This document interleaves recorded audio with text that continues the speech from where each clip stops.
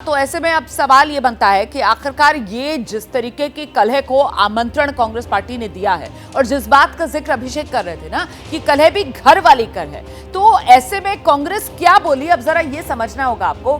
मंदिर को सियासी प्रोजेक्ट बनाया गया, ये कहकर कांग्रेस की तरफ से इनकार किया गया है। जो निमंत्रण था उसको ठुकराया गया है कि साहब मंदिर को सियासी प्रोजेक्ट बना दिया है। दूसरी बात कांग्रेस की तरफ से कही जा रही है कि मंदिर का जो निर्माण का काम है वो पूरा नहीं हुआ है, वो अभी अधूरा है। और साथ ही साथ कांग्रेस कह रही है कि क्योंकि मंदिर में निर्माण कार्य पूरा नहीं हुआ है, अभी अधूरा है, चुनावी फायदे के लिए जल्दबाजी में उद्घाटन का काम बीजेपी की तरफ से किया जा रहा है और ये पूरा का पूरा प्रोजेक्ट बीजेपी का है, सियासी प्रोजेक्ट है। इसी को आधार बनाकर कांग्रेस पार्टी की तरफ से इस निमंत्रण को ठुकरा दिया गया है। हम सीधे आपको लेकर चलेंगे। जैनेंद्र हमारे सहयोगी इस वक्त हमारे साथ मौजूद हैं। लेकिन जैनेंद्र, सवाल ये कि रामलला से दूरी आखिरकार सियासी तौर पर कांग्रेस की मजबूरी को किस तरीके से देखा और समझा जाएगा इस मौके पर? देखिए, इस मसले पर कांग्रेस में दो राय थी। साफ तौर पर एक वर्ग था, खासतौर पे उत्तर भारत के नेता, जो चाहते थे कि कांग्रेस पार्टी जो है वो 22 तारीख को कांग्रेस पार्टी लीडरशिप जो है यानी मल्लिकार्जुन खड़गे, सोनिया गांधी, अधीर रंजन चौधरी, ये लोग प्राण प्रतिष्ठा वाले कार्यक्रम में शामिल हों।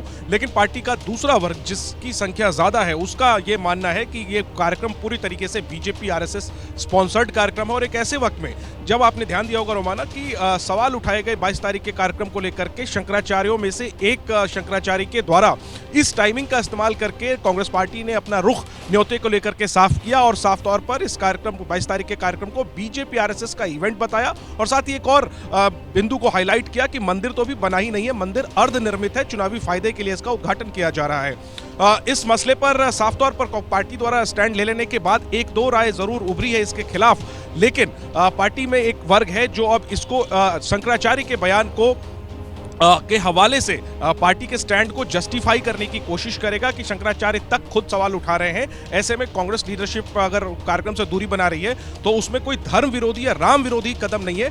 ये नैरेटिव कांग्रेस सेट करने की कोशिश करेगी। मेरे सूत्र ये बता रहे हैं कि फिलहाल पार्टी लीडरशिप की तरफ से, पार्टी कम्युनिकेशन डिपार्टमेंट की तरफ से तमाम नेताओं को ये निर्देश दिया गया है कि जो बयान कल पार्टी की तरफ से जारी किया गया उसी को दोहराएं सवालों के जवाब में, उसके इर्द गिर्द और बयान देने से बचें और सवालों में उलझने से बचें, क्योंकि निश्चित तौर पर यह संवेदनशील मसला है।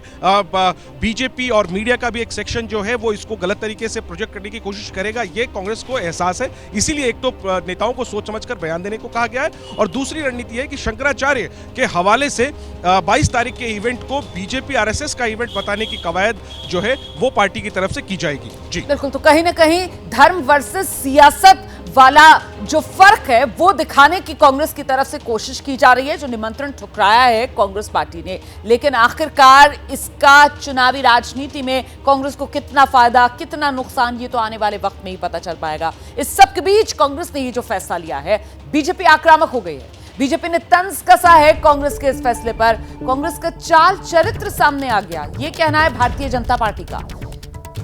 जनता कांग्रेस का बॉयकॉट करेगी, बीजेपी कह रही है। कांग्रेस ने भारतीय संस्कृति का अपमान किया, बीजेपी की तरफ से कहा जा रहा है। सुनिए। कांग्रेस का चाल, चरित्र और चेहरा कभी नहीं बदल सकता।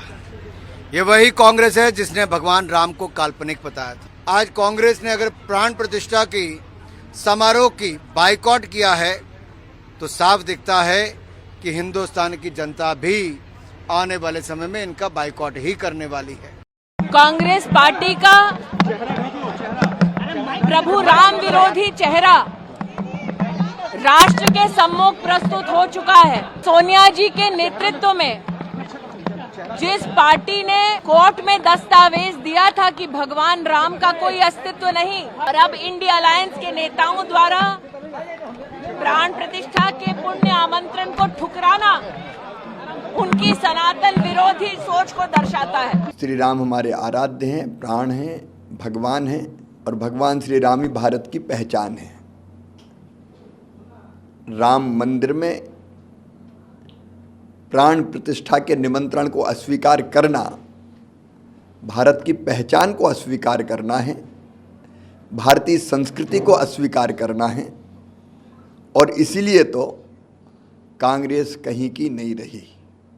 मैं बड़ी स्पष्ट रूप से कहना चाहता हूं कि जो पहले से राम जी को मानते ही नहीं थे, काल्पनिक मानते थे, वो लोग आज जाना चाहते नहीं तो बहाना कुछ भी कर लीजिए।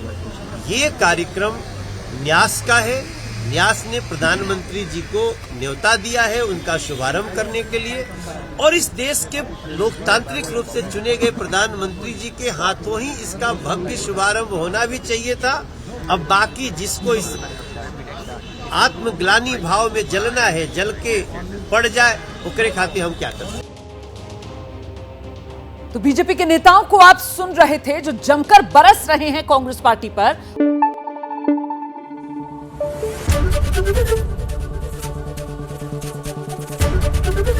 एबीपी न्यूज आपको रखे आगे।